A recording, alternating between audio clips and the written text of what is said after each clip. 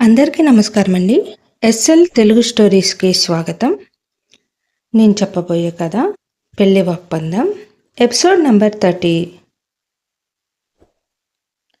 మరిన్ని కథల కోసం నా ఛానల్‌ని సబ్స్క్రైబ్ చేయండి.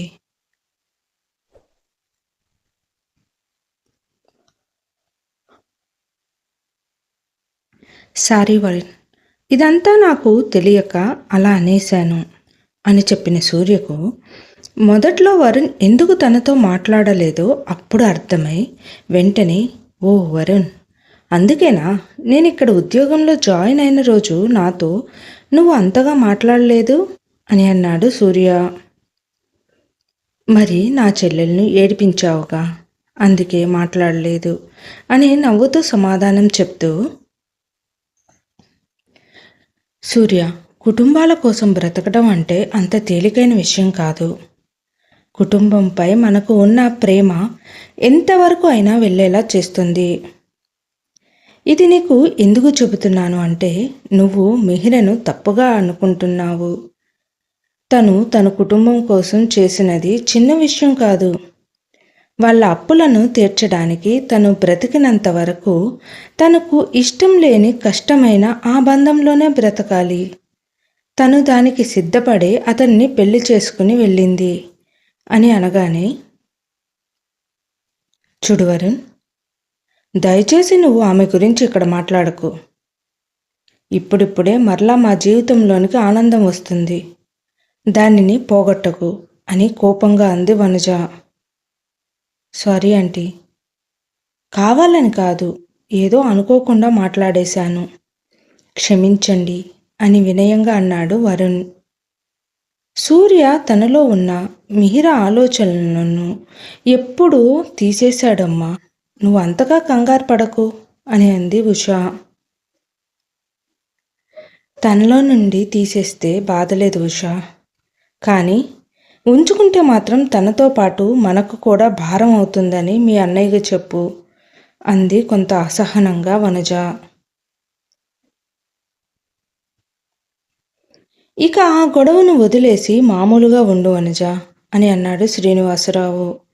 సరే గాని వరుణ్, మీ చెల్లెలిది ఫోటో ఏమైనా ఉందా అని అంది ఉషా. ఫోటో ఎందుకు ఉషా, రేపు వాసంతిని ఇక్కడికి రమ్మని చెప్పాను, వచ్చిన తర్వాత నువ్వే డైరెక్ట్గా చూడు అన్నాడు వరుణ్. వాసంతి ఎలా ఉంటుందో అని తొందరగా చూడాలనే ఆసక్తి ఎక్కువైంది ఉషకు. దాంతోపాటు వరుణ్ తనకు నచ్చాడు, అతన్ని పెళ్లి చేసుకోవాలని అనుకుంది. కానీ ముందు వాళ్ళ అమ్మా నాన్న అభిప్రాయం ఎలా ఉందో ఏమంటారో తెలియక తనలో తనకు టెన్షన్ కూడా ఎక్కువైంది. వనజ వాసంతి చాలా మంచి అమ్మాయి, నాకు సూర్యకు బాగా తెలుసు అన్నాడు శ్రీనివాసరావు గారు.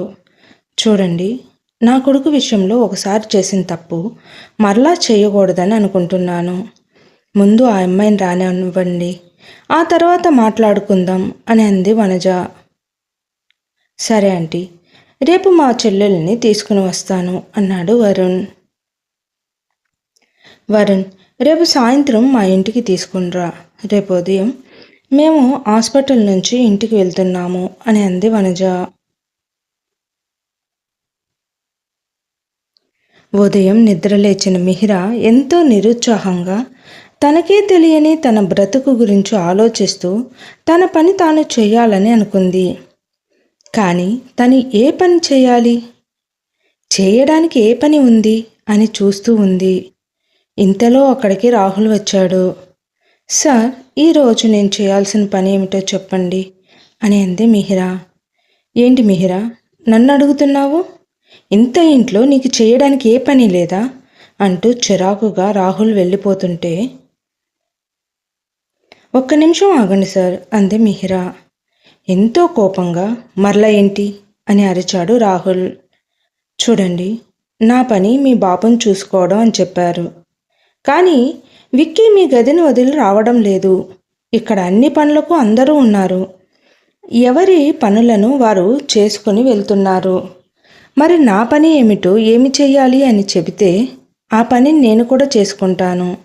ఏ పని చేయకుండా మీ దగ్గర తిని కూర్చోలేను అని అంది మిహిరా. అది విన్న రాహుల్ రాక్షసుడిలా వచ్చి మిహిర గొంతును పట్టుకుని గట్టిగా ఒత్తుతూ, అసలు నా గురించి ఏమనుకుంటున్నావు? నా టైం ఎంత విలువైనదో నీకు తెలుసా? నీ పాచి పనుల కోసం నన్ను ఆపుతావా? నీకు పని ఉంటే చెప్తాము, లేదంటే తిని కూర్చో అని చెప్పి మిహిర మెడను వదిలి కోపంతో వెళ్ళిపోయాడు రాహుల్. అక్కడ ఉన్న పని వాళ్ళందరూ అది చూస్తూ ఉండిపోయారు. ఇక రాహుల్ని చూస్తున్న వాళ్ళందరికీ భయంతో పాటు వణుకు కూడా వచ్చి అతన్ని ఆపడానికి ఎవరూ ప్రయత్నం కూడా చేయలేదు. మిహిర మెడ ఎర్రగా కమిలిపోయింది. ఊపిరందుక విలవిల్లాడుతూ దక్కుతూ ఉంటే అక్కడే ఉన్న ఫణి, ఏంటమ్మా ఏది? ఏదైనా ఉంటే నన్ను అడగొచ్చు కదా, పోయి పోయి ఆయన్ని ఎందుకు అడిగారు? సరే, ఈ మంచినీళ్ళు తాగు అని తన చేతిలోని మంచినీళ్ళని ఇచ్చాడు. అవి తాగి ఎంతో బాధతో తన గదిలోనికి వెళ్ళింది మిహిరా. ఇక తన బాధకు ఓదార్పు లేక, ఎవరికి చెప్పుకునే అవకాశము లేక తనలో తానే కుమిలిపోతున్న మిహిరకు రాహుల్పై అనుమానంతో కూడిన ఆలోచనలు మొదలైనాయి. అసలు విక్కీ రాహుల్ గదిలో ఉండి ఏం చేస్తున్నాడు? తన కొడుకు అంటే ప్రాణం అంటాడు, కానీ చదువుకోవడానికి స్కూలుకు పంపించడు, పిల్లలతో ఆడుకోవడానికి పంపడు. తనకు నిజంగానే తన కొడుకు అంటే ఇష్టం ఉందా, లేదా పిల్లాడిని గదిలో బంధించి ఉంచాడా? 4 గోడల మధ్య ఆ వయసు పిల్లాడు ఎలా ఉంటాడు? ఏదో కానీ రహస్యం దాగి ఉంది. అది ఏమిటో ముందు తెలుసుకోవాలి. అప్పుడే రాహుల్ గురించి నేను ఒక అవగాహనకు రాగలను అని అనుకుంది మిహిరా.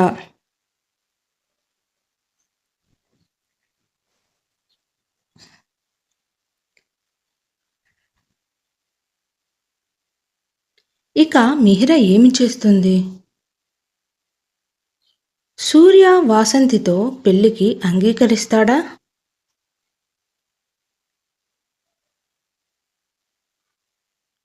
ఇక ఇదంతా మనం తరువాయి భాగంలో చూద్దాము.